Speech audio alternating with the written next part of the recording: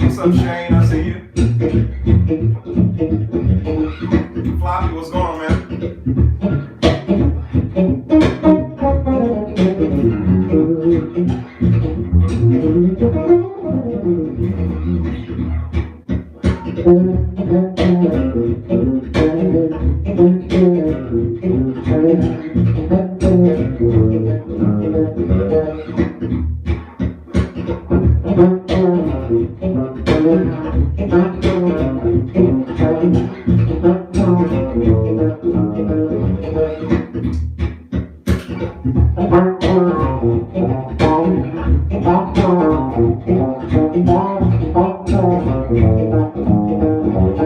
What's up, folks? Shane, Quentin, what's up, man? Floppy. Anybody else I hadn't spoke to?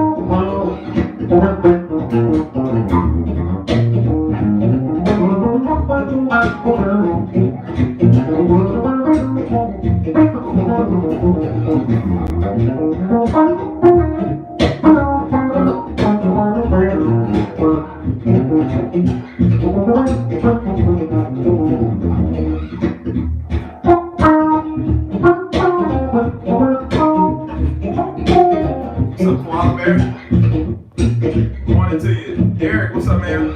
Rosalind, I see you. Appreciate it. Thank you, Shane. It's the same as the class of the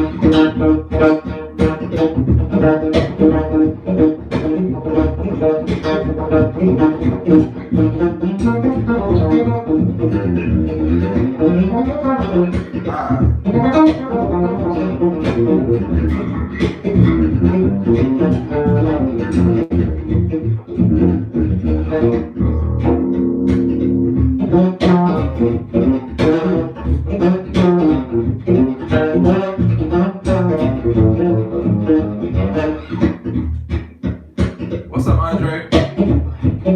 Somebody said how to use the wrong notes on bass properly. It's a big Woo topic. All about the placement and how you're using the notes to get to what you're trying to get to.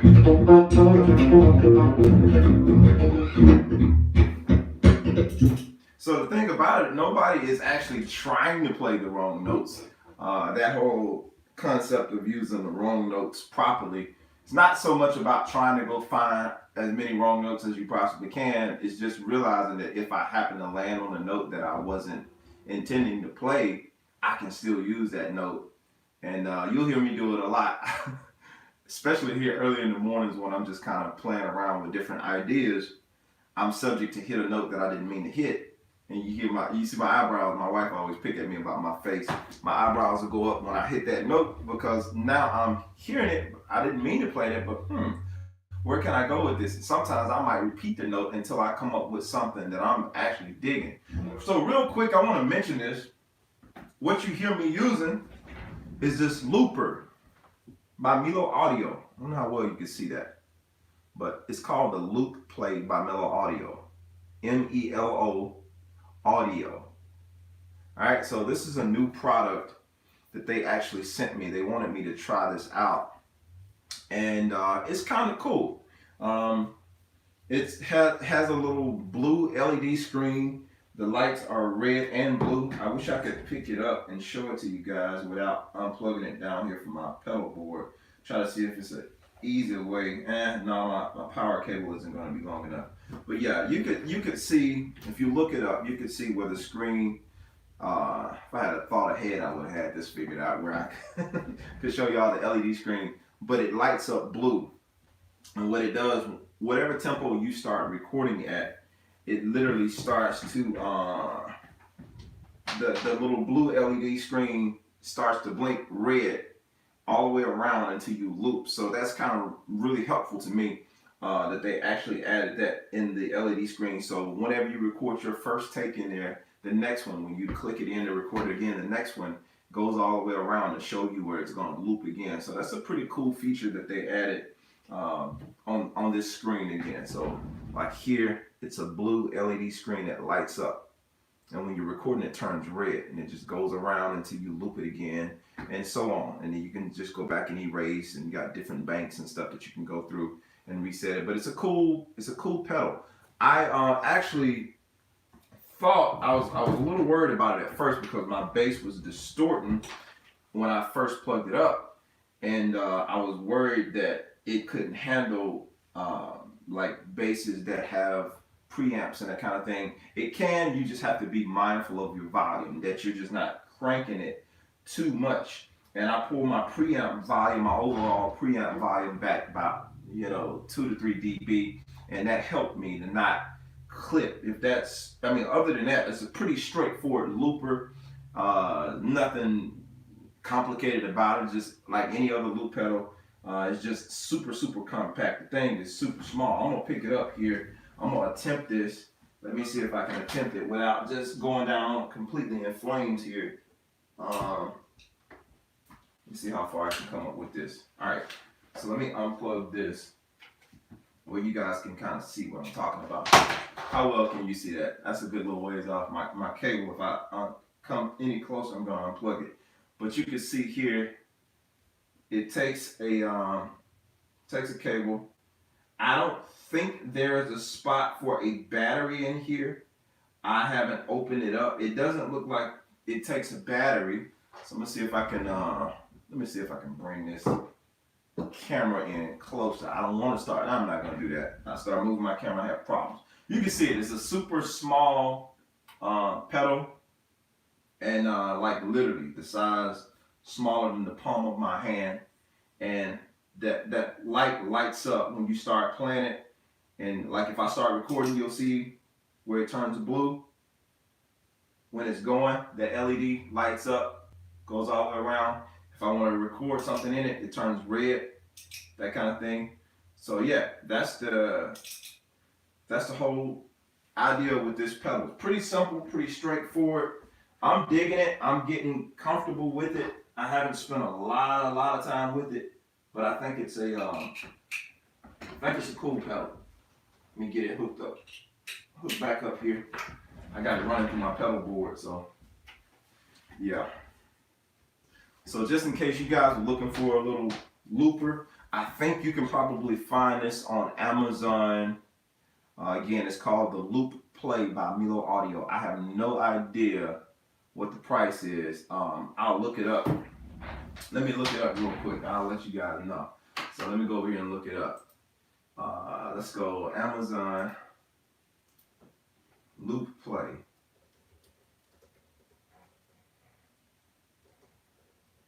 Yeah, Loop Play pedal. Let's go here. I can let you know right now how much it is. If I can get out of this section here. All departments. There we go. Wasn't pulling it up. Good morning, Tiffany, and anybody else who's speaking this morning. All right, so I'm looking for it here on Amazon. All right, so Loop Play pedal, Milo Audio. I hope it's out. Maybe it's not even out yet. I thought it was out. I think I've seen it before. Maybe it's just not on Amazon. I'll do some more research into that. Once I figure out exactly where it is, I'll link it. They actually, when they sent me the thing, they sent me a link to the actual place where you can purchase this pedal from. And I'll come back and link that in this video for you guys who are interested and want to know a little bit more about this looper pedal. Yeah, I will link that. Yeah, Loop Play Milo Audio. Let me type it as one word and see if that helps. Let me put it in the front. I'm trying to help y'all out, man. I'm trying to. Milo Audio.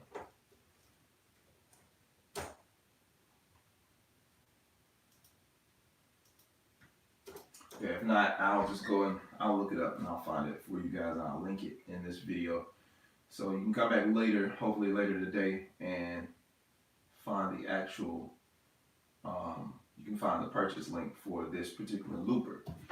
Yeah, so again, Loop Play by Milo Audio. So anywho, I can't locate it at the moment. I'm not gonna burn up all our time looking for it on Amazon. Maybe it's not on Amazon. Maybe it's exclusively on their website. I thought it was on Amazon. Sorry about that. So yeah, that's what I was just kind of playing around with. See here. But it's cool. Quality's pretty cool. Just again, my only thing, you just have to watch your volume going in, especially if you're using like a bass that's really hot, like your preamp is really hot. You gotta just kind of watch that volume going in. So yeah, I'll play just a little bit more and we'll get off into our talk for today. All right.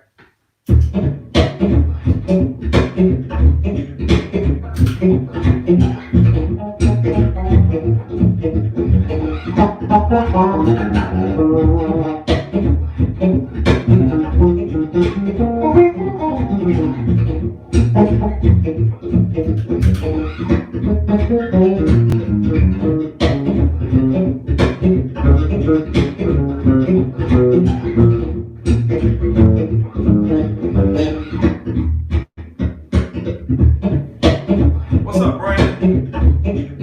Kenya's in the building. Yeah, be sure to let me know where y'all watching. What's up, Anthony? Early rising. And I can't pronounce that last one. Manganane. Alright, so.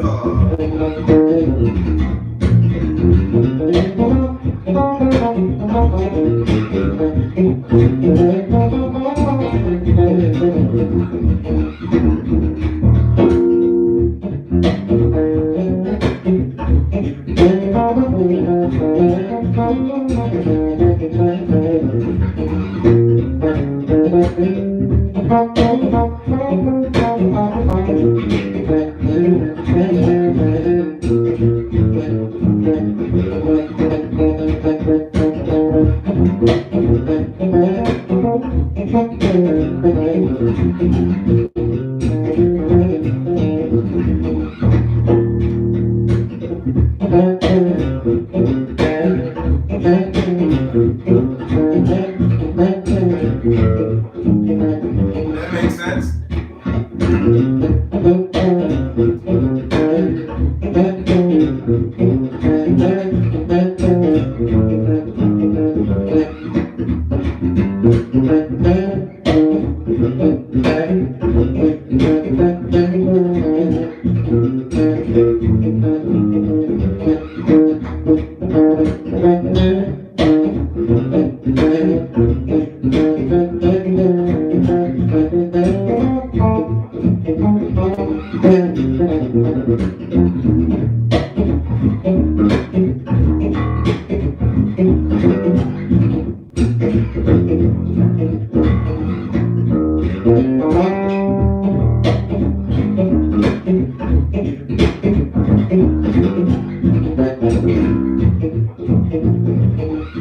Just really quick note, because I noticed I have a few of my students that are on here watching as well.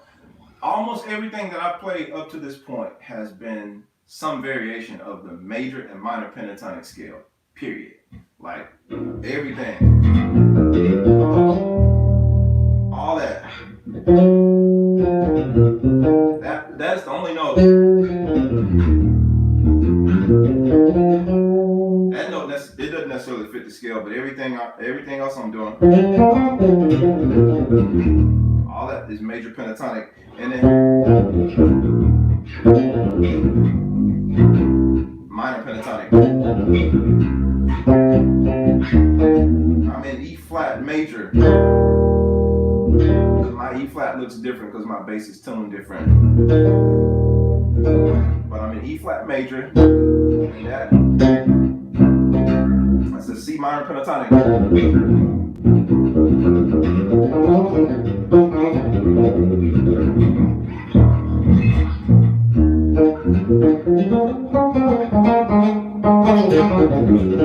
So going back and forth between E minor pentatonic and E major pentatonic.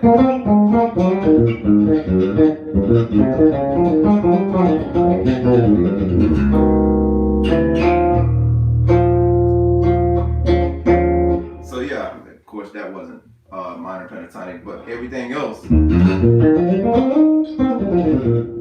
So you can get away with literally playing that entire groove with just minor and major pentatonic ideas. The minor is when you want to stretch and get a little bit more attitude to it. But the major pentatonic is just when you want to keep it happy and just friendly. And I actually got that groove idea. That's not original to me. What's up, man? Fleece. I heard Bobby McFerrin do that. He vocally did this like years ago, a long time ago, as a matter of fact. And I heard it and I'm like, man, that's cool. And I wanted to just kind of duplicate that with my looper. Michael, what's up, man? What was the company that makes the pedal? Can't find it on Google or Amazon. It's by Melo Audio, M-E-L-O Audio. So Melo, I don't know how to pronounce it. Melo or Melo Audio. They're a company out of, where are they from? Beijing. They're from Beijing. So yeah. They sent me the link, and I that's not cool that I didn't remember to put the link up, but I'll do better. I'll put the link up at the end of it, and I hope it's available. I'm telling y'all about this pedal. They wanted me to review it, and I thought it was available, but hey, we'll go back and look at it. I know I saw it on Amazon. That's the crazy. Now y'all got me wanting to see where it is on. Hang tight just a second. Now you got me want to see where it is on Amazon because I know I saw it. Yeah, I'm almost positive that I looked at it on Amazon. Maybe it wasn't on Amazon. Yeah, it's on Amazon. All right. Maybe the title is on Amazon, like it's titled weird or something like that, and that's not cool. Yeah, so look up Mellow Audio Guitar Looper Pedal. Try to look that up. Cause I'm looking at it right here on Amazon. And so it's for $70 on Amazon right now. So Mellow Audio Looper Pedal. Yeah, it's like $70 on Amazon. And let's see here. Basically a pretty new product. I don't know how long it's been out on the market. Looks like on the box that this has been in existence since about 2017. Yeah, so gotcha, Anthony. Yeah, so it's on Amazon. I'm tripping. It was the name. It's weird. Like the name is not Loop Play on Amazon. It's Mellow Audio Guitar Looper. So yeah, if you look that up, it's a long name. I thought it was called the Loop Play, so that's why I couldn't find it. So there you go. What's up, Fred? So yeah, if y'all are looking for that, what's up, Melvin? So Melvin, help me, man. I'm trying to think. That's the same Melvin I came to Louisiana for, right? I make sure I'm not tripping. I don't think it is, but I want to make sure that I'm not tripping. So let me know, let me know because in my mind I'm not Louisiana, Hattiesburg. I'm tripping. Hattiesburg when I came to Hattiesburg, Mississippi. Thinking it's the same one, but I'm kind of confused at the same time. The names kind of throw me off on here, so I'm just trying to make sure. All right, so yeah, I'll play just a little bit more of that groove. Again, everything I was doing for the most part was that major minor pentatonic.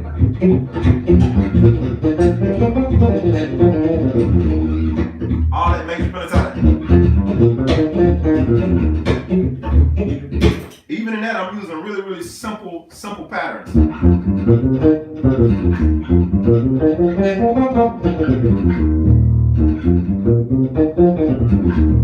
One of the things I tell my students a lot, sometimes we can skip over this simple golden stuff trying to get to something more complicated. It's like learning how to be musical, and this is not even why I'm on here this morning, but it is what it is. Sorry, but we have never met in person. All right, thank you for that. Thank you for the clarity. That's why I wanted to make sure, because I'm like, I didn't think I was talking to the same person, but it was another Melvin. But so I appreciate the clarity. All right, so top of the morning, back in school, working on my music and music technology degrees. Tuesday mornings on here, extremely helpful and applied bass, jazz, and sample class. Oh wow, man! Thank you for that. Thank you for letting me know that. So I will jam along again. Absolutely. So yeah, so use the simple stuff. Don't be in such a like if you're just trying to be musical, you don't have to know all this extra stuff. There's nothing wrong with learning it, but like the best thing you can do is start with like the building blocks, like simple building blocks, and really build great solos from the simple stuff that you know. And it doesn't have to be something super complicated. People think, well, once I learn all of this theory and I learn all of these chops, then I'll start working on improvisation and all that. No, you really don't. Like, can you sing just the major scale? If you can, if you can sing the major scale, I mean, you can take that and use that as building blocks. I have heard your music long before I knew who you were. Oh wow, Mel, that's cool, man. Oh yeah, and if you guys are following me on Instagram, I literally put up a post the other day about my music. I put it up on Instagram and Facebook, and I literally listed out all my albums. Oh well, my wife said I left off some singles and stuff like that. But there are like about 9 albums of music that I put out that you don't know about. So if you're not following me on Instagram, it's J Morgan Bass on Instagram. So yeah, I'm gonna finish this up really quick so I can get into our little discussion this morning. But yeah, I'm taking simple building blocks and just building just being able to sing something simple. You can sing the major scale. Do, re, mi, fa, sol, la, ti, la, sol, fa, mi, re, do. Like taking something that simple and building solos off of that.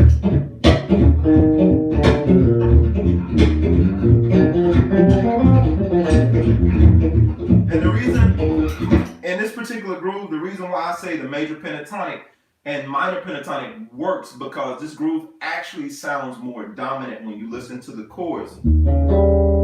So we're going from that E flat dominant to the A flat dominant, B flat dominant, minor,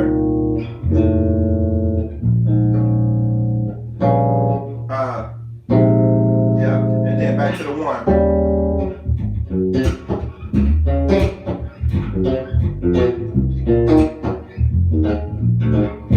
So back to the 1. So it sounds a little bit more dominant. You don't have to know all of those chords, but it be able to have just the ground level stuff. I'm talking about introduction. I'm not talking about getting more into advanced harmony and all that kind. I'm not talking all that stuff. But if you're just trying to get into improvisation, being able to get a few ideas out, understanding that this is a dominant groove. The melody sounds both happy and then it got the little bit of aggression to it. So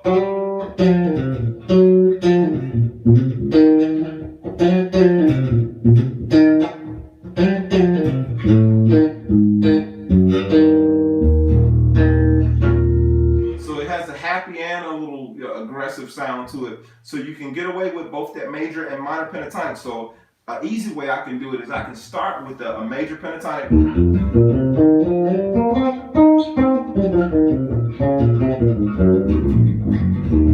and end with a minor. Like end with that minor pentatonic mixed with slightly a blues scale in there as well.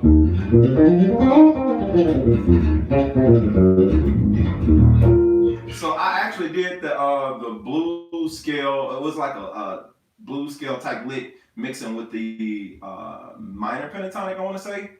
And I uploaded that lesson to my channel probably about, 2 weeks ago. So be sure to go search my channel for that lick that I just showed you, and it's very similar. And it will work over this type of groove. Don't ask me to play it because I don't remember.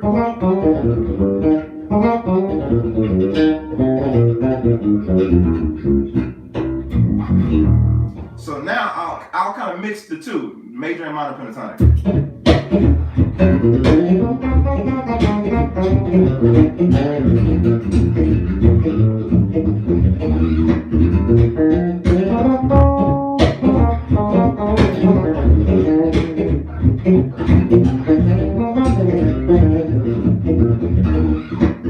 Just a simple way.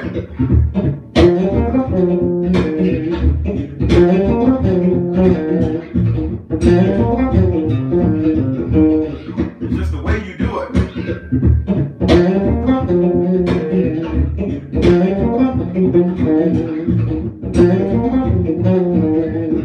Don't be afraid to repeat ideas.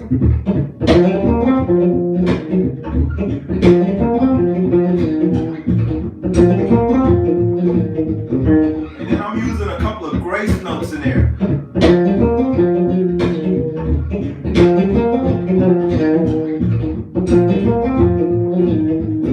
So I'll do that and develop an idea.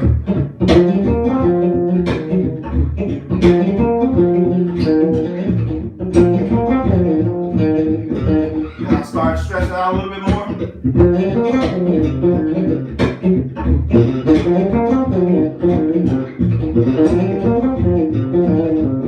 Same notes, I'm just moving it around a little different.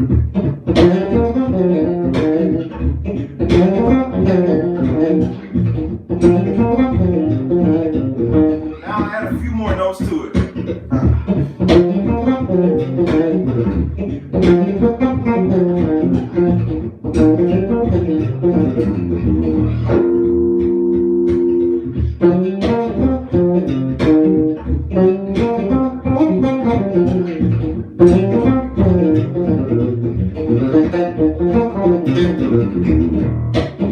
I just ended with a major pentatonic.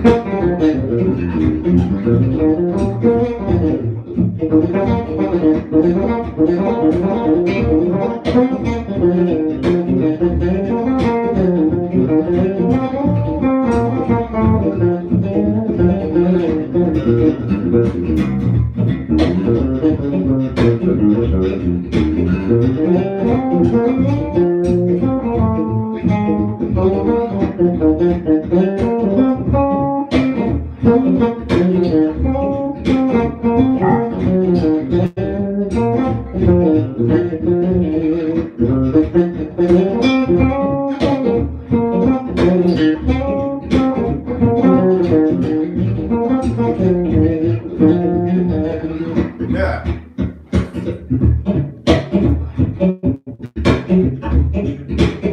I don't want to waste time and who knows about wasting time.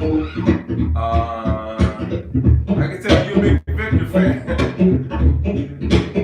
So, as always, it's time to get back to work. God bless all.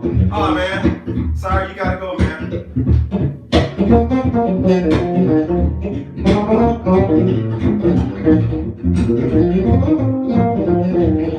Yeah, just take your time. You don't have to get it. I think that's what you were kind of saying.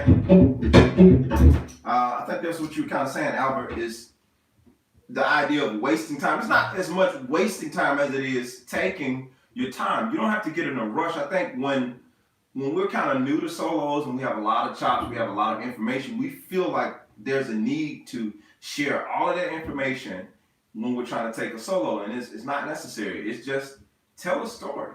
When I speak with somebody, to me, the more I grow in this thing, the more I grow in this instrument, it's like improvisation to me is like having a conversation with somebody. It's not about trying to show someone how smart I am. It's all about just trying to express what I feel. And if my vocabulary is limited in terms of expressing what I feel, I use the words that I know. Like, we know the basic level, the ground level of vocabulary, but if I'm trying to have a conversation with Einstein, it's going to be a little bit more difficult because they go into theory of relativity and all this kind of deep stuff. Of course, I'm not going to be able to sit there and have a long conversation with them. Once we get past a certain level, you're going to lose me. And that's how it is when it comes to playing. If you're going to be talking to music intellectuals, of course, your conversation to them is going to be limited. But if they give you the floor to share your own thoughts over something that they're playing, if it's a simple groove, like we're just going to the 1 to the 4, something.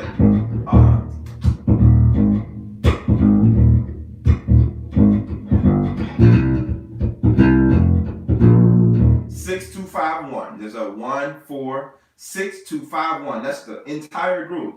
Now, over a groove that simple, you don't have to be a genius to solo over that. Now, if we get into something like Chick Corea and talking about taking a solo over Spain, of course, that's a different conversation because that is a little bit more, for lack of better words, a conversation for a bit more music intellectual. You know what I'm saying? Like, you have to really understand what's going on there in order to be able to like fluently solo or do improvisation over that type of song. Other than that, you're just gonna be trying stuff to see what kind of works and what kind of don't work. But if you're having something that's super simple, and I think that's the problem, we try to jump to the hard stuff. I want to know how to play over Spain. Well, can you play over something that has 4 chords first?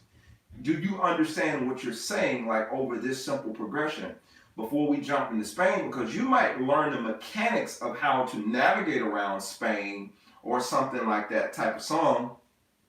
But if you don't understand what you're doing, no matter if you're navigating around it or not, it's going to still be gibberish. It's going to sound like a person that knows a lot of information, but they have no common sense, for lack of better words. In a musical context, a person that knows a lot of notes, but they have no common sense of how to put it together, it's just, you're just doing a lot of talking, and it's like, man, well, this dude, hush. It's like you're playing a lot of stuff. It's a lot.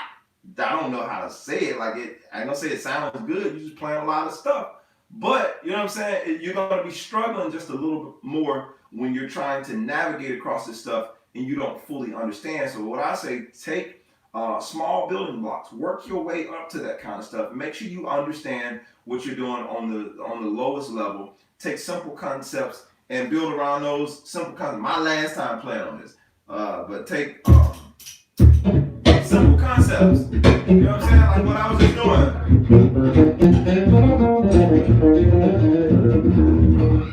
And make sure you're not starting always on the same thing. Like I keep starting here. You don't have to do that. You can start up and work your way down.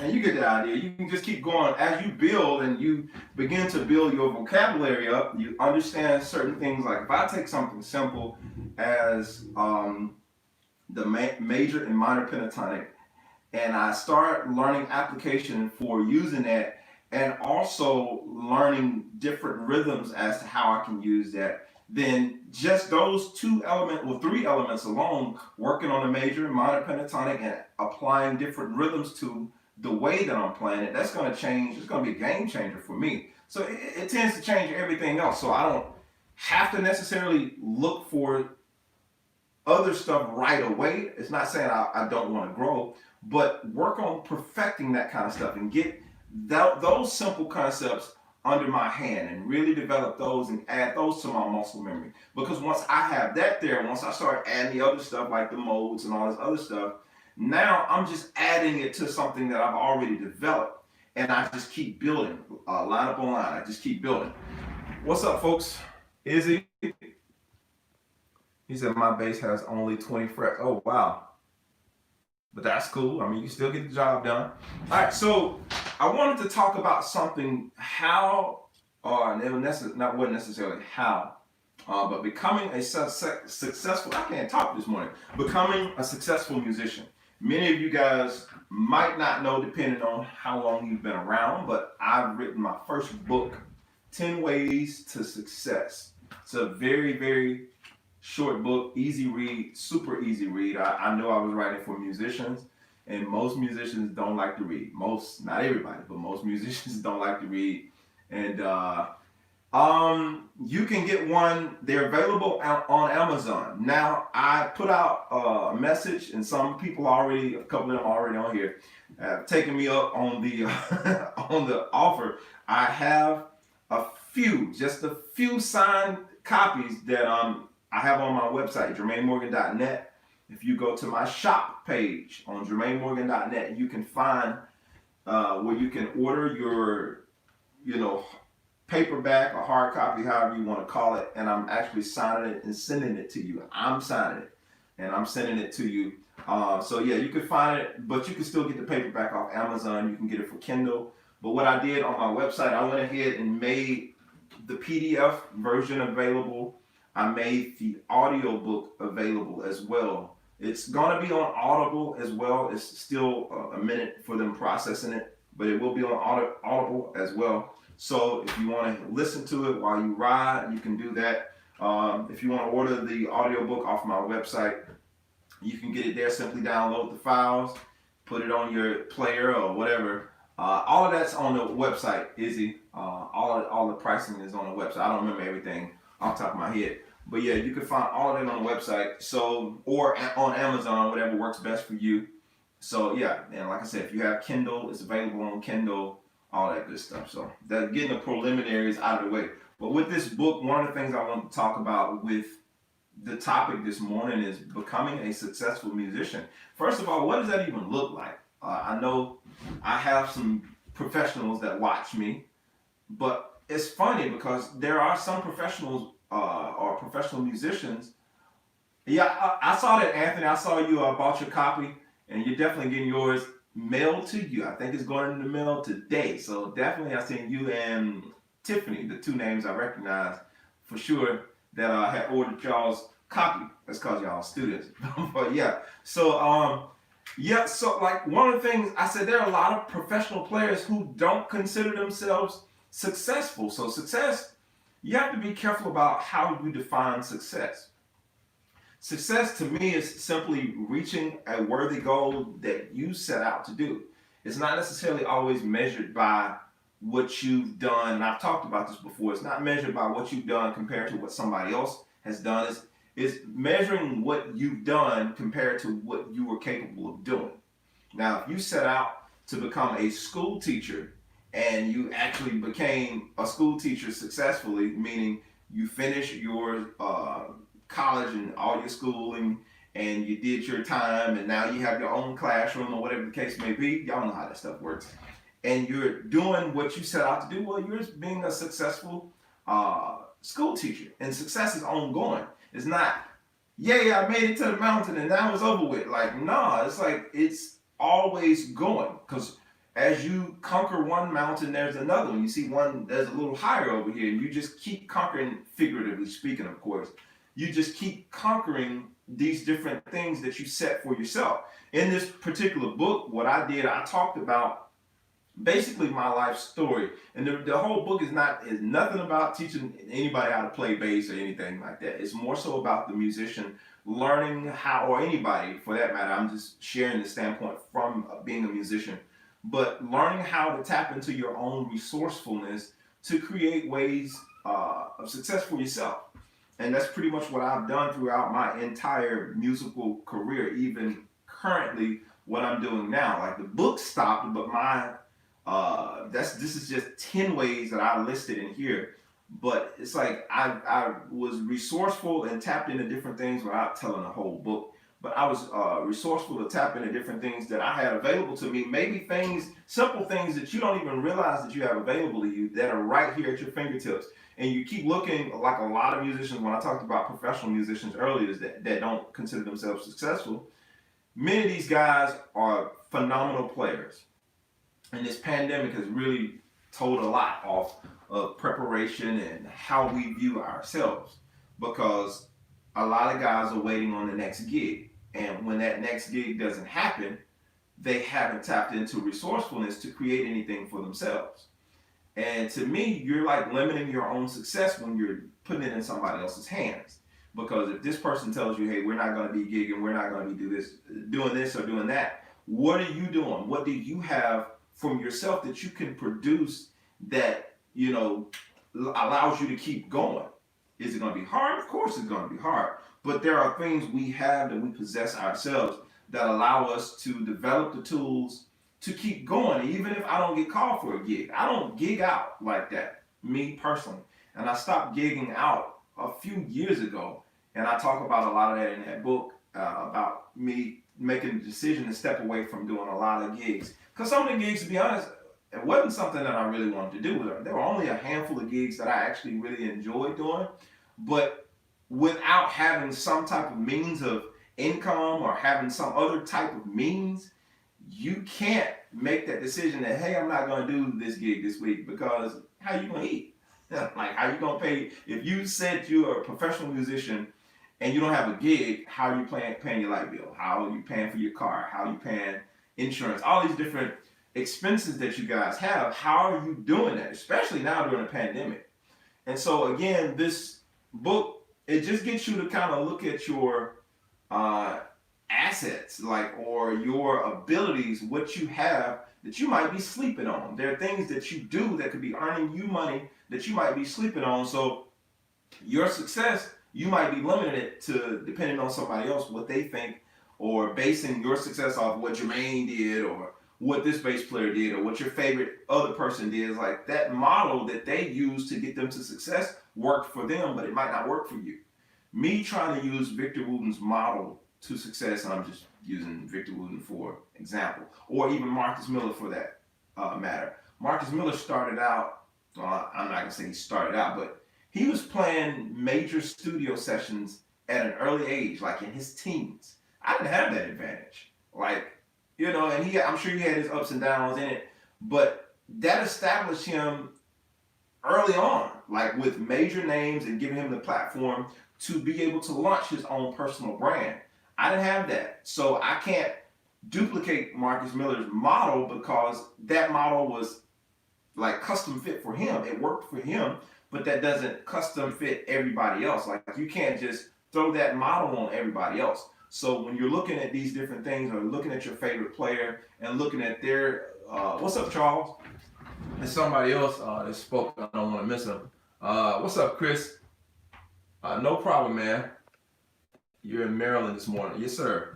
So yeah, when you're looking at somebody else's model, how they achieve success, that's cool. That's cool to be inspired by that. And we don't have to reinvent the wheel. We can look at a model that's already created and take elements from that model and shape our own success. If you just kind of completely lost, I don't know which way to go, that kind of thing, it's good, number one, to really try to seek out and see what you're supposed to be doing as opposed to doing something that has absolutely nothing to do with your purpose. Because I feel like in identifying your purpose, it kind of points you in the right direction as to what steps you should take next to get to the level of success you're trying to get to.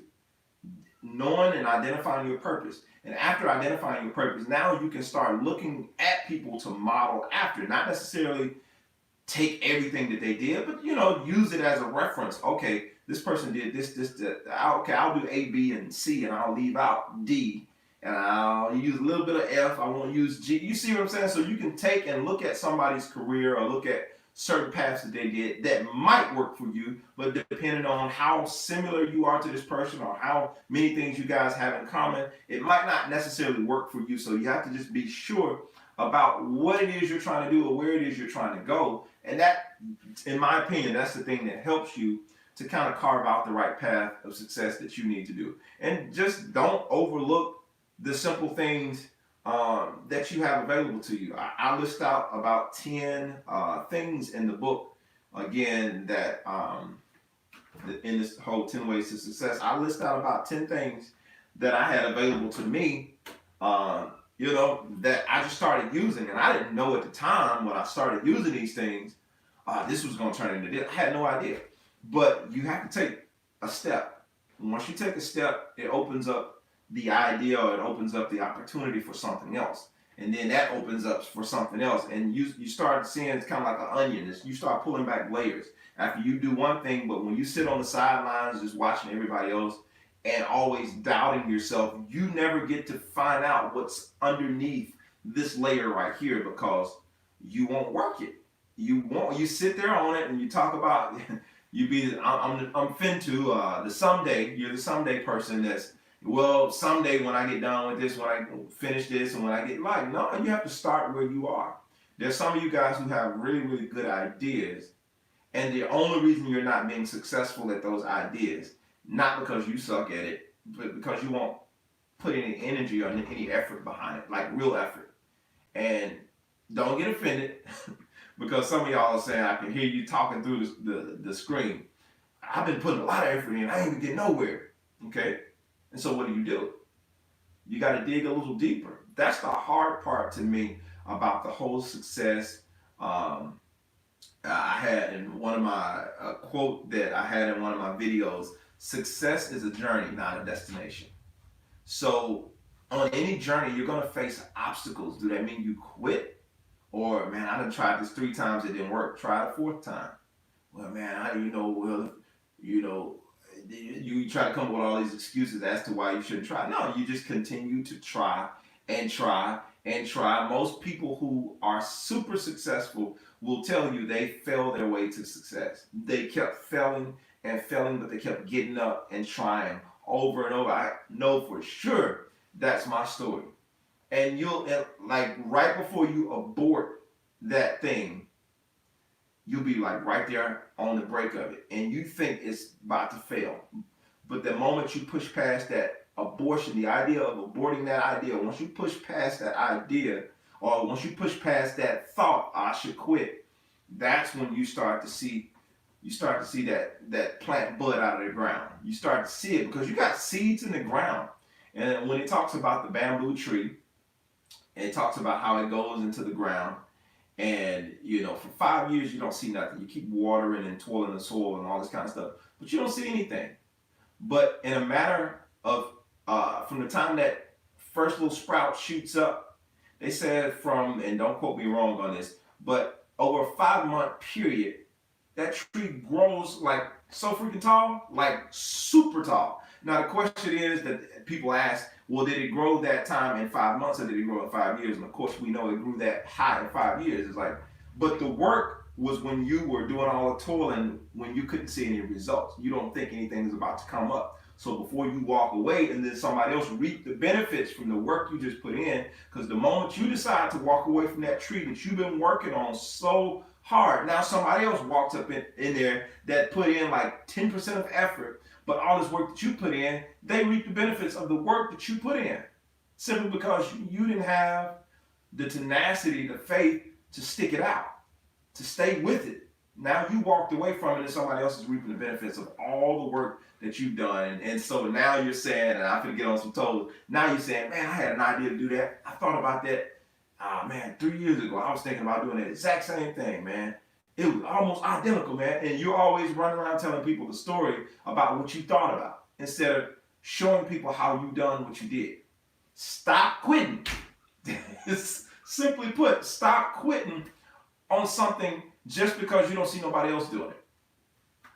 Just because you can't see any examples around you, don't stop. Just keep going.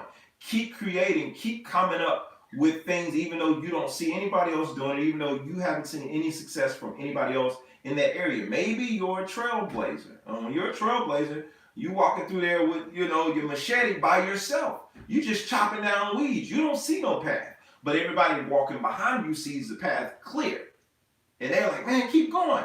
Yeah, because they're benefiting off of what you're doing. But you just have to, in faith, just keep chopping, take your machete and keep chopping and going through the weeds. It's not fun. It's not fun because when you're a trailblazer, you don't know where the trail is going. You don't know what's coming up. You don't know if there's any potholes. You don't know. You just going for it. And that's what you have to do. But at some point, you're going to come to open land. And it's like, you can do what you want to do then. But if you never push past that ugly part of the journey that none of us like, the part where you doubt yourself, the part where you doubt all of your ideas, or you're listening to somebody else who's telling you it's not going to work, because it might not be you, it might be people that you have around you. And that's the other thing in terms of becoming successful.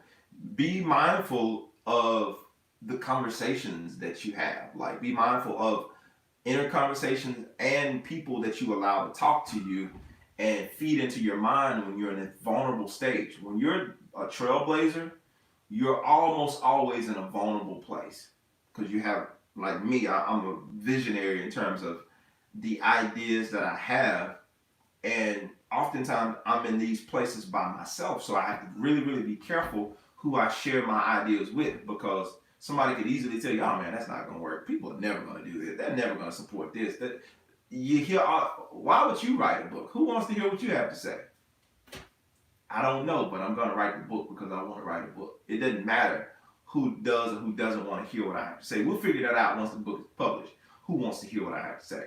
But you're not going to stop me from pursuing an idea because you're too afraid to try it for yourself. And that's a lot of times what other people have going on. They're trying to project their own fears and their own insecurities on you. So a lot of times when you have these things that you're trying to do, write them down. I've said it before. Write these goals down. Write whatever these aspirations, whatever these dreams are. I talked about in one of my, speeches that I did.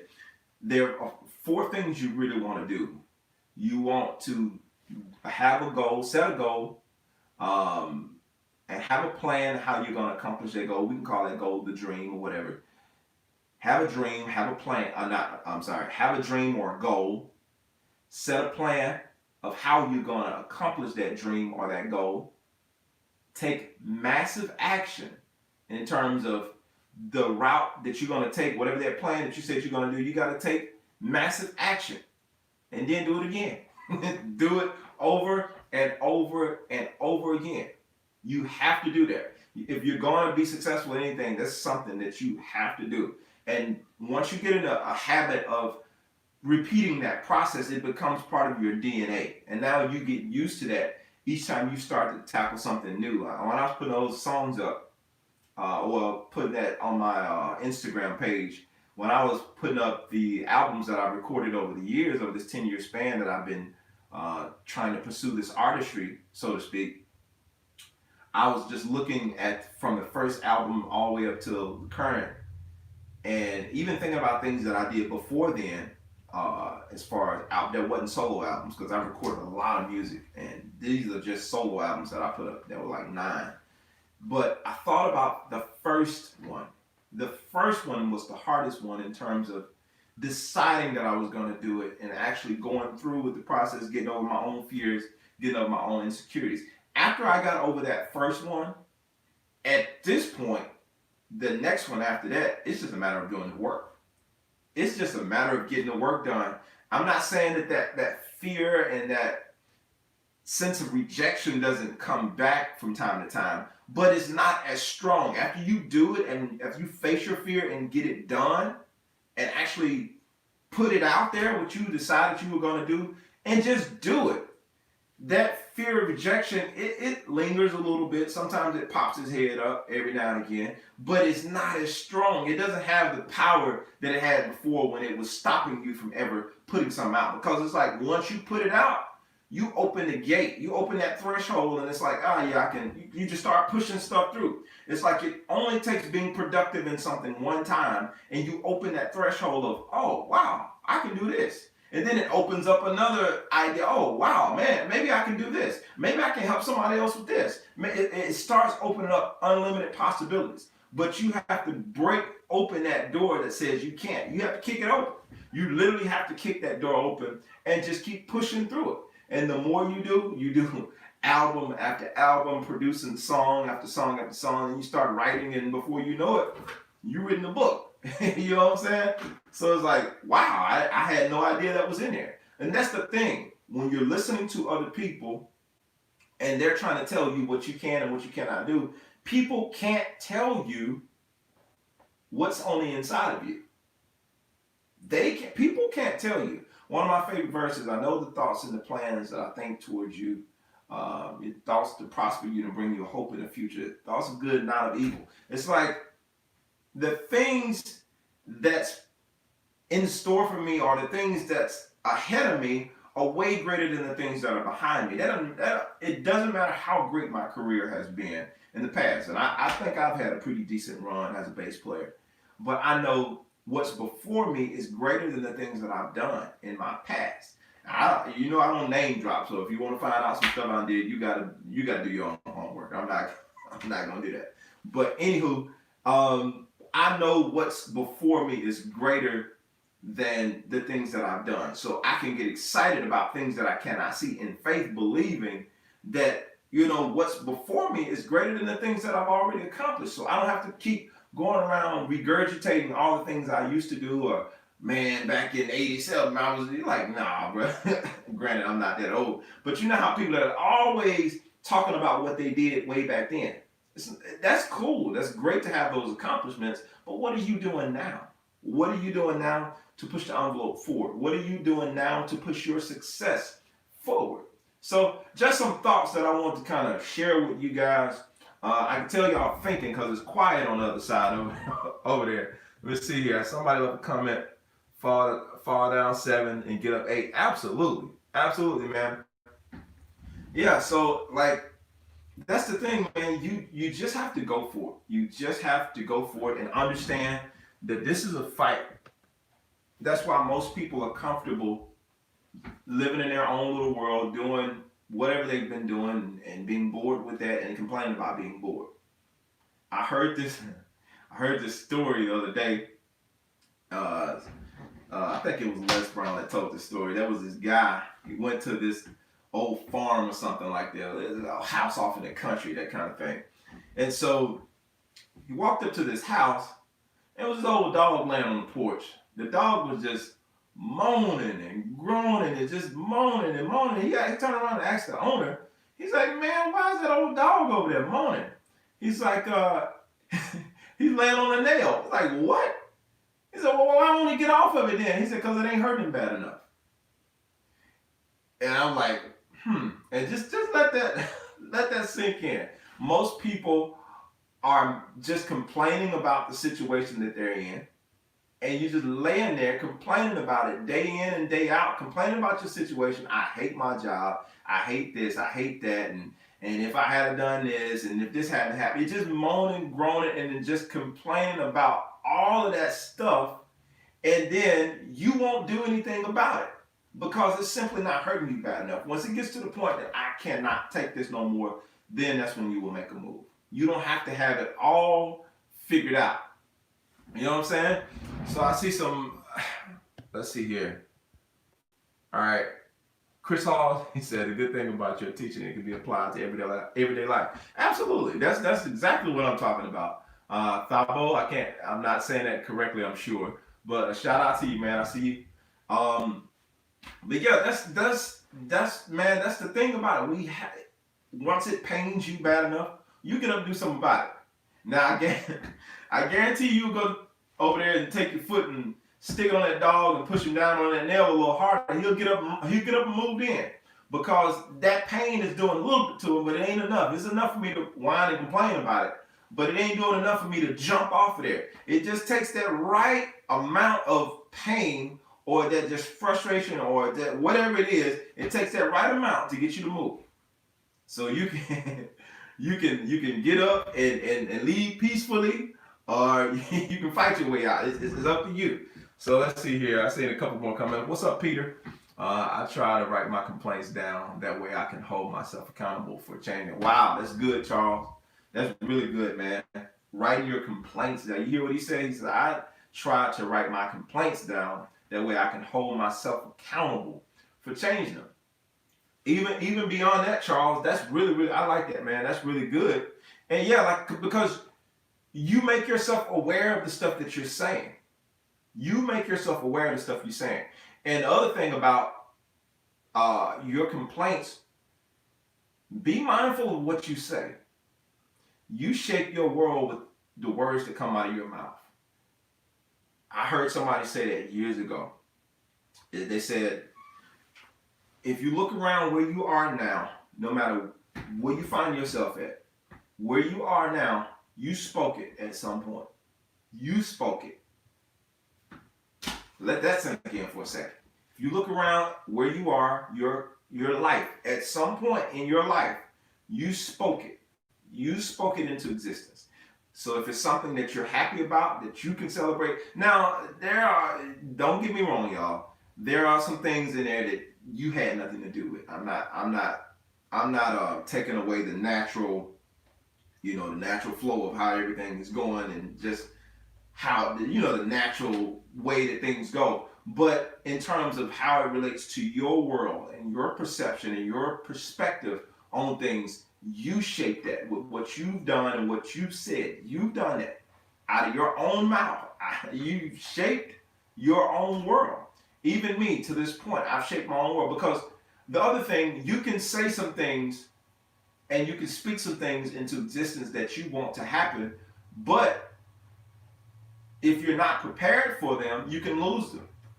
So you can speak some good things and they actually show up. But if you weren't prepared for those good things to show up, you will lose them when they actually show up. If you speak, man, I'm going to be playing on this stage and I'm going to be doing this and I'm going to be traveling all around the world, but you've done nothing to prepare yourself to handle that type of success, if you call that success, that type of stage, then you will lose it. If you're not handling these small things, let's bring it back to musicians. So you're saying, man, once this pandemic is over, I'm going to be getting calls from this person. I'm going to be doing this. That might be true. You might be cold-blooded. You can play. And so you start getting all these different calls. But how have you been handling your local calls? Your local gigs, your local church, all these local things that you're doing. How have you been handling these different things? And so once you get this call, You don't just become a new person because you got called on a new situation. You are the exact same person you were before you got that call. You might fake the funk for a little while, but eventually you're going to go back. We are creatures of habit. We go back to what we practice.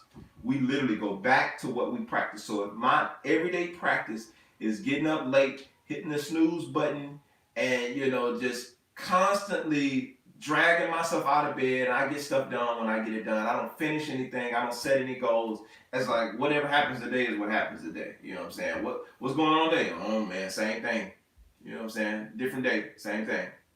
If that's your perspective, well, nothing is going to change. That it doesn't matter what call you get, because your perspective is you go, oh man, I'm excited, and then you're going to get bored with that. Same thing, different day. So the platform, the money, all these different things, they just show you who you are. That's all it is. And once you get on these platforms and you're being inconsistent as you were with your local gigs and that kind of stuff, you can't, like, when you're on the road, you can't show up call time on time, or everybody else's lobby call time is at 4 a.m. and you're not used to getting up and being disciplined enough, and you're still asleep, hitting the snooze button and all that kind of stuff. You probably won't be on that gig long. Especially if you're not adding a lot of value to that gig, you probably won't be on there long. Or you have a bad attitude. You're always confrontational. People can't say anything to you. You get mad about everything. Everybody is always one word away from having you get them straight. You got to get everybody straight all the time. You're probably not going to work long. I'm just being honest. If your tolerance level is low with dealing with people, your interaction, all that kind of stuff, you don't do well with people, and you're probably going to be by yourself. If you're not doing your own solo gig where you can hire and fire people, or you're not rubbing elbows playing buddy-buddy with the person that's writing the checks, you're going to probably be by yourself. I'm just being honest. Because you have to check all of these different things. You don't become somebody else when you get the call. You become somebody else while you're waiting on the call. You daily discipline yourself. You daily work out these areas. That way, when you get to the things that you've spoken with your mouth, you can actually stand. Because if you don't, even myself in certain areas, I'm having to play catch up, because some of the things that I've spoken to existence, they actually happen. And I noticed that there are other areas in my life that I wasn't ready for these things. So now I'm having to play catch up to these areas that I might be slacking in. I'm sweet over here. I'm doing this good. But over here, I need to play catch up to catch up with everything. And that's okay. That's part of human development that that's how we develop. We just play catch up and do whatever we got to do to get where we need to be. All right, let me read some of these comments. I know I've been going for a while, but hopefully this stuff is helpful, man. Hopefully this stuff is helpful. Charles says, hey man, my pop used to say, it ain't wrong to be wrong, but it is wrong to stay wrong. That's good. That's good. Charles, you dropping some nuggets this morning, man. You dropping some nuggets. It ain't wrong to be wrong, but it's wrong to stay wrong. Yeah. Because the one I like, you don't know what you don't know. You don't know what you don't know. So it's okay to make a mistake. Nobody's expecting us to be perfect. You don't know what you don't know. So you don't have to fake the funk. As a band director, music director, whatever, one thing it would irritate me rather, if somebody tells me they know the music just because I asked them. What do I mean by that? When you know good and well you didn't learn this song, and you know you don't know the parts, or you don't know your part to the song, you kind of listen to it, you kind of know it, but you don't really know the song. And then I ask you, hey man, so you sweet with the song? Oh yeah, I know it. And we get in the song and you don't know it. I'm sitting wondering, like, what was the reason for the lie? Like, there was no reason. There's absolutely no reason for that. So now you put me in a situation that I have to address what you did. You set me up in a situation. Now I have to address this when you could have just simply said, I didn't get a chance to work on it, or I dropped the ball. That's easier, to deal with than you just saying, I know it, and now I got to deal with the fact that you basically lied, because we can clearly hear that you don't know the song, because you're messing everybody else up because you're not playing correct parts. You don't know your part. So just being honest with yourself. You don't know what you don't know. No, I don't know the song, but I will learn it is a better response. I don't know the song because XYZ happened. My washing machine broke, or my my little scenario I like to use a lot. My dog died. My dog got sick, and my cat got sick trying to take care of my dog or something. So I had to take care of my cat and my dog. Whatever the case may be. It's like whatever that thing is, at least say I don't know the song. Don't say, yeah, I know it. And you know you're gonna mess it up. You know what I'm saying? Or you're gonna try to fake your way through it. You can't fake it till you make it. That doesn't work. Faking it till you make it. As much as people like to use that scenario, faking it till you make it. If you're just faking it till you make it, you're gonna be found out after a while, and you're probably not gonna make it. And if you do make it, you probably won't last. That's the problem with faking it till you make it. So not problem, but the solution to instead of trying to fake it till you make it is grind or work as hard as you can. Just work as hard as you can. And when I make it, I'll be prepared when I get there. Instead of faking it till I make it, because I don't want to just get there and then still not be fully prepared for what it is I made it to. Because now I gotta go to the back of the line. I finally made it up here. I faked my way all the way up here, and I made it to this place that I was trying to get to. And now they find me out because chances are I don't know the things that they're going to be looking for when I get up there. If I fake the funk all the way up there, I don't know little specific things that they're going to be looking for. So I'm probably, little by little, just moving myself onto the back, inching myself right back to the back of the line. No, don't fake it till you make it. Just put in the work. Put in the work. Do the work. Put in the work. And set your own self up for success. That's enough talking for today. Thank y'all. Any questions, any comments, drop them now. Drop them now. And just to recap, y'all, while y'all are dropping your questions and your comments, just to recap, if you're jumping on here late, the loop play is what I was using today. This looper pedal. It's by Melo Audio, the guitar looper. Look it up on Amazon. Melo Audio, guitar looper. So Larry says, what advice can you give someone who wants to create his own music or compose something new or an arrangement existing? What advice? Start. Just start doing it. Like, it sounds simple, but just get started where you are. You have to start in, appreciate that, Charles. No problem. Start where you are in terms of you want to compose your own music. What do you have? Look at what you have available to you. Do you have recording software? Let's start there. Do you have any recording software? No, I don't have any recording software. Well, if you don't have any recording software, are you in a position where you can get your hands on some recording software? If that answer is yes, go ahead and try to purchase something. Or start putting up your resources to do that, to purchase some program or some interface or something to record with. Now you can if you have a computer at home, a laptop, desktop, whatever the case may be, Mac or PC, you can get a recording setup for probably $150 now. And so that's just, some people that's a stretch. I get it. But just some discipline to get yourself there. I mean, you just got to do what you got to do, like putting $20 away. And if it takes you a whole year to do it. In the meantime now, what do you do while you're waiting to get the recording stuff? Well, I start practicing. Do you have a phone? Obviously, you're watching me on YouTube, so you have something. So use what you have available to you. There are apps now that you can do the voice recording or the duo or whatever. You can get started with an app. You can start recording with an app.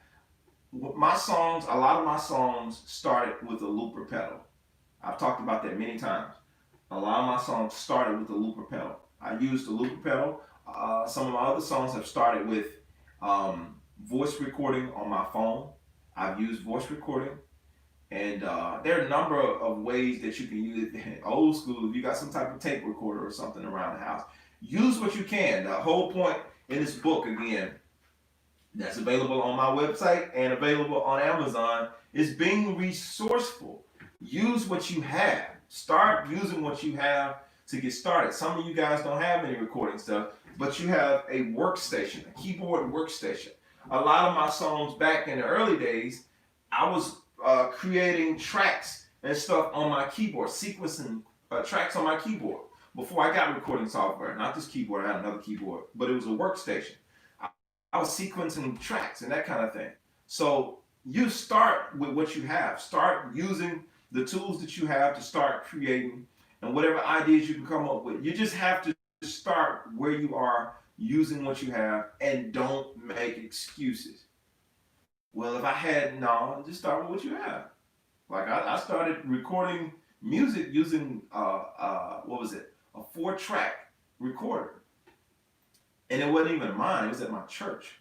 On tape. I was recording the tape on a 4-track recorder, one of those little Tascam recorders. I think it was 2 tapes that you put in there and you record whatever. I don't even remember. But that's how I was recording. I used what I had access to. And it wasn't sweet. It didn't sound amazing. It sounded how it sounded, but that got the ball rolling for me to start hearing myself recorded. And from there, I think I moved on to the workstation. Then I moved on to Cool Edit Pro. I was using Cool Edit Pro. That was the recording software I was using. Even when I went to college for recording and all that kind of stuff, I couldn't afford Pro Tools at the time, but I had Cool Edit. So the stuff that I was learning in the classes, I would take it back and apply it to Cool Edit. Some of you guys, and this is for the other guys, some of y'all have recording software now, and you're not doing anything with it. It's sitting on your computer collecting dust.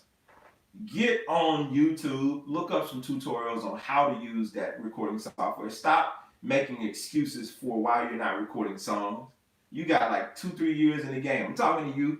You've been sitting there on that stuff about 2 or 3 years and you haven't recorded anything.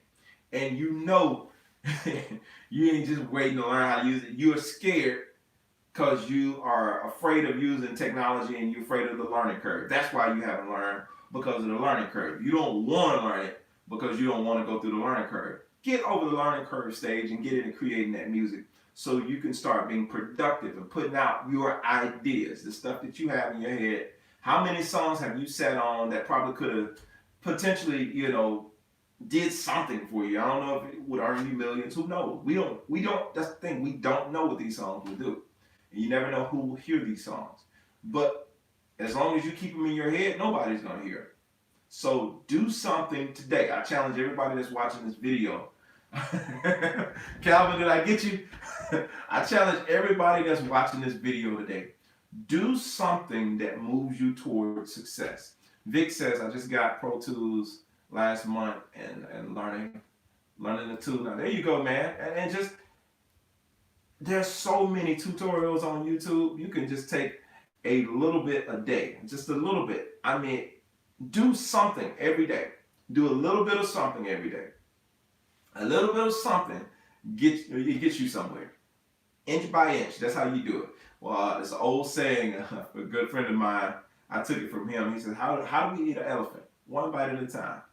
One bite at a time. Ain't nobody trying to eat an elephant, but I'm just saying, if you had to eat one, how would you do it? One bite at a time, inch by inch. I take a little piece, little piece, little piece, little piece. Before you know it, I finish the whole thing. And that's how you start composing. That's how you start creating your music. You just do it. It's that simple. The Nike slogan, you just do it. That's how you do it. You just do it. Anything. Les Brown has another quote. He said, anything worth doing is worth doing badly until you get it right. Even if you don't know how to do it, it's worth doing badly until you get it right.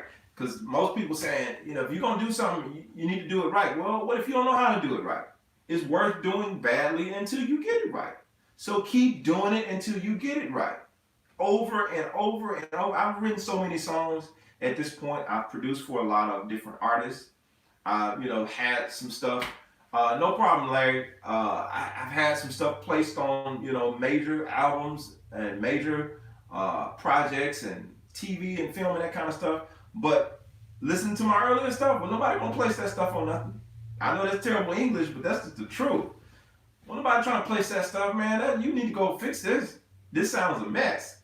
And so as I worked on myself, dealing with my own insecurity, dealing with the rejection, dealing with all that stuff, and done the work anyway, then I started seeing success in all these different areas. oh, now I got this placement, I got this, and I got that, and this happened, and this happened. And inch by inch, we build success, stack them on top of another, like in terms of building, I don't want to say a wall, that's just too soon to say that. But as far as our success goes, we just build brick by brick. We're trying to build that house, you lay that foundation. By doing the work, I lay that foundation down. And once I really start doing these other things piece by piece, oh, before you know it, oh man, I was trying to accomplish this and I've accomplished everything that I've set out to do. I need to set some new goals. That's how success works. You keep setting new goals because you keep knocking stuff off the list that you had. That's how you do it. Don't set something so unrealistic and let that be your only thing that you're trying to accomplish. Have that there, but have some little things along the way that you can do as well that moves you forward to that. You see what I'm saying? Each time you accomplish that little thing, it builds your confidence to keep going. I accomplished this, bam, got that done, got that done, got that done, got that done. And before you know it, you built this really nice foundation under yourself. So when you get ready to jump off and do this thing here, it's like, of course I can do it. It's not even a question. As opposed to looking at Mount Everest and you ain't been rock climbing before. You never even climbed a simple wall, but you're finna climb Mount Everest, that you're gonna go straight to Mount Everest. You haven't conditioned your body or anything. No, we stack these successes on top of successes. Go climb Stone Mountain first. Go try that one. don't go to Mount Everest. Don't go to Kilimanjaro, any of those. Like, no, let's start small. Go to the playground. Get up on that wall. Like, climb up those 10 feet up in the air before you try to do something major. Like, you have to build small steps first. Take small steps first. I know I got a lot of analogies, but y'all know that's what I do. All right, so let's see here. Vic says you will need an interface as well as a few other things as well. No one tells you this. Just have to do your research. Yeah, that's what I was saying, man. You need some type of interface in order to get the sound. Thanks for bringing it back up, Vic. But you need some type of interface, some type of basically a recording device that allows you to get sound. I'm looking for something in here now. I can't find. Let's see. I'll get this one. This is a little more bulkier than I was trying to use, but it is what it is. We'll use this. Show y'all what it is. All right, so an interface, just for you guys who are completely like, I have no clue what an interface is, what you're talking about. This is a bigger one. I was trying to find something a little smaller, but this is what I have. And I got my other personas over there. But this is an interface. Super simple. Most of them nowadays, they only have, the compact ones only have 1 or 2 inputs. This has 8 inputs in and like 8 inputs out, or stereo out, whatever case may be. You don't need nothing this elaborate to get started. This is a Fire Studio project. I don't know if they even make this one anymore. You can find it on eBay or Amazon or something like this. I forgot what it costs. It's like maybe $300 or $400 now, maybe cheaper. I don't know. This is an old one, like one of the first ones they made. But it's by PreSonus. I'm not pumping PreSonus. I'm just showing you what I have. But you can find something like this. It's really simple. It's really simple. It got, like I said, if you find a simple one, it'll have 2 inputs. And look at these inputs here. I like these because they allow you to go either microphone, or the technical term. Some of you technical people know. But you can go XLR in, or you can just go 1/4 inch. Like, you can either plug your guitar cable in, or you can plug your microphone in. They give you 2 inputs where you can do that. And then you have the volume control for each channel. So most of these only have 2 channels. They have, the left and the right, or the 1 and the 2, however you want to look at it. And then it has a master gain, and then it has a headphone gain. All these other buttons, don't worry about. If you don't get this big one, you don't need all of that. If you're not recording drums or something like this, this is what I would recommend. Like, if you're recording a lot of vocals, or a lot of, like, a choir or something like that, or you're recording drums, you know what I'm saying? It's something simple, something very, very simple. I wish I had a smaller one, because I know this is kind of confusing for some people. But something super simple. This is a recording interface. What it does, you can tell this is an old one. it runs into the back of your computer via USB or FireWire. Most of them are USB powered now, or Thunderbolt, depending on if you got a Mac. But the FireWire, you can get adapters to them, even if you get an old one. You can go FireWire, and you can get an adapter that goes Thunderbolt to your computer, and that's how you get your bass or your instrument into your computer and get good, clean audio. You don't record, just use your microphone from your computer. You do that if you have to, but if you want the more professional way to get good, clean, quality sound, this is the way to go. Getting a recording interface. It doesn't have to be this one, but getting some type of recording interface. And that's the way you go to get your sound in. As you get into this recording stuff, you'll see it's a lot more to it, but don't let it intimidate you. It's got a lot of buttons and all that kind of stuff, but anybody can do it. I mean, if you can work your phone good enough to get on recording live, you can hook up a few cables and you can watch a few tutorials that show you what to do to get into recording. Don't be intimidated, man. That's too much stuff. There's too many buttons. You can drive a car. It got more buttons than that. So you can do it. It's something that you can figure out. If you're serious about this thing, just take action, take some steps to get you there. And Tiffany says, this is the kind of class that you just have to be quiet and listen. Can't raise my hand right now. I have the Personas. Vic says, I have the Personas audio box, 2 XLR and plus MIDI. Yeah, I got you. How do you mix tune? That's a whole other thing. How do you mix your tune?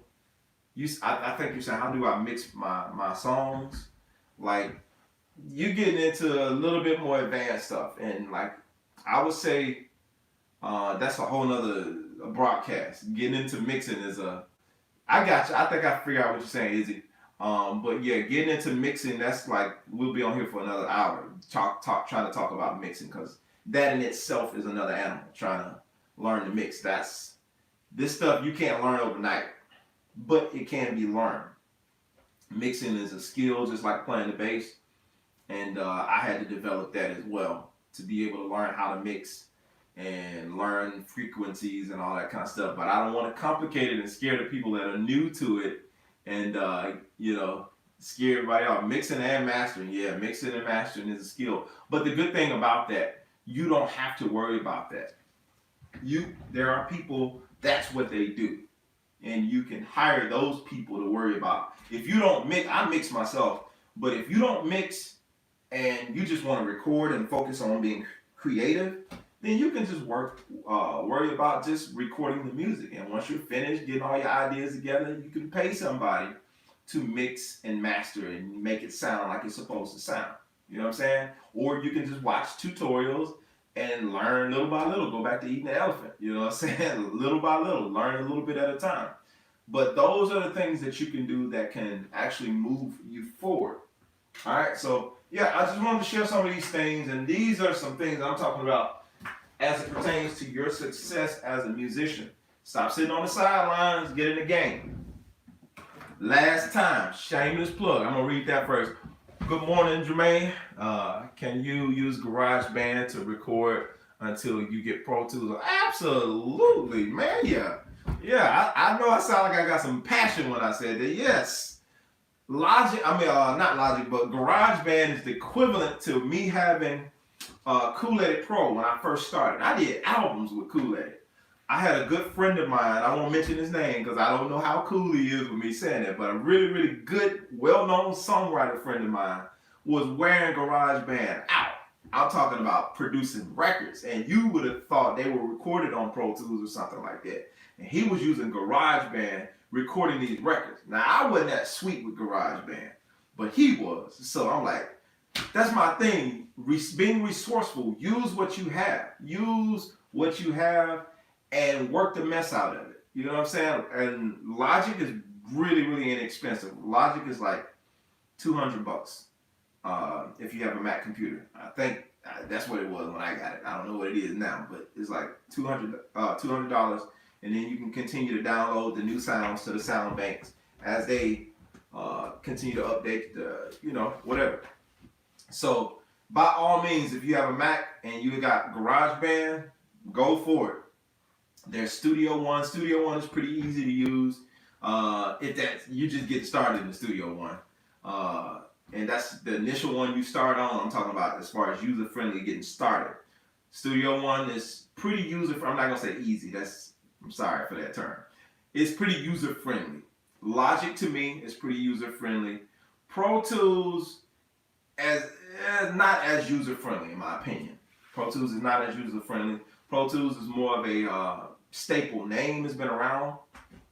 It's been a pioneer in the game for a while, but not as user friendly to me. Some people might say different, but yeah, it's not as user friendly to me. So yeah, but just get in the game. Get in the game. And if you want to know more about the whole my take on success, that kind of thing, or my personal story rather, I'll say it like that. My personal story, some of the steps that I took, some of the things I've done. You might be inspired by some of them. Check this out. Go get this now. Again, it's available on Amazon. If they're not all gone, if you want a signed copy, they're on my website, JermaineMorgan.net. Go to my shop page, and you'll see this book. Get the signed paperback. I will sign it and I will send it to you if you don't already have it. Again, if they haven't all gone by the time I'm posting this video, they might be gone. I don't know. You can try. Go give it a try. But if they are gone, you can still get it on Amazon, and I'll sign it when I see you. So yeah, I just wanted to share this stuff with you guys. Hopefully this has been helpful to you. Hopefully this is lighting the fire up under some of y'all to stop sitting and wasting away. I mean, if anything, I'm not going to mention the name because I don't want YouTube to flag my video. But given what's going on, it should put a fire under you like, I need to get some stuff done because tomorrow isn't promised. Tomorrow isn't promised to anybody. And I refuse to let the grave have anything for me. Nah, you're not getting nothing. Nah. My plan is to die empty. That's my plan. When I check out of here, I plan to die empty. I'm talking about tank empty, nothing in there. That means I poured out every single thing that I was supposed to pour out while I was here. That's why I don't mind getting on here on Tuesday mornings and sharing and giving as much information as I possibly can, because I'm not trying to give the grave nothing, none of these resources, because you just never know what you might do or what you may say that actually affects somebody who's the next change agent in the world, who causes major change. You just never know. But when you hold back, you kind of stop that flow. You plug up that flow. And maybe that person, absolutely, there you go. Maybe that person, Miles Monroe, that's my dude, man. Maybe that person who needed to have what you had or receive what you had to say or what you had to give or what you invented, the song you wrote, the product you created, they'll never get it. And so it slows things down. I don't want to slow anything down. I want you to be as successful and as productive as you possibly can. And that's going to require me to give 100% of effort in everything that I do. And that's what I intend to do. I intend to give 100% of effort and give you the very best that I have to offer to the best of my ability. I might fail at times, but the ultimate goal remains the same. I'm going to give all I have, and I encourage you guys to do the same. So anyway, it's been a pleasure sharing with you guys today. I hope this has been really, really helpful for you. And again, lit that fire up under you so you'll jump up and go do something after this live. I challenge you to start something new that moves you forward to success. This has been Jermaine Morgan. Thank you for watching. If you enjoyed this video, be sure to turn on my notifications so you know when I go live. And go ahead and subscribe to this channel. Give this video a thumbs up. Help it be found by more people just like you. And I appreciate it. Any of my other videos you want to go and watch, I really appreciate you. No problem, Tiffany. And everybody else that was on here today, thank y'all. I always enjoy the conversation, getting to meet you people that I have, some of you that I've never seen in person before. It's always great to talk to you in these Tuesday mornings. So again, I'm normally live every Tuesday morning around this time, 7:30 EST, Eastern Time. So yeah, be sure to catch me then, and look out for the next video. Go through my channel, raid my channel, see what you haven't watched, see what backing tracks you haven't practiced to. There are plenty of tools, there are plenty of resources there to help you. So be sure to take advantage of all these tools and all these free things that I'm making available for you to grow in what you do. If you want more help in learning more about these success habits, some things that you can do and some practical ways that you can apply these things, I have a course on my website called Be Productive and Multiply. That's on JermaineMorgan.net. Go to my courses and look up Be Productive and Multiply. In that course, I literally share some of the building blocks of some of the things that I wrote in this book in terms of how to shape and take some practical steps and then getting there. So yeah. All right, y'all. That's enough. Thank you, man. Andre, I appreciate it. Izzy, thank you, man.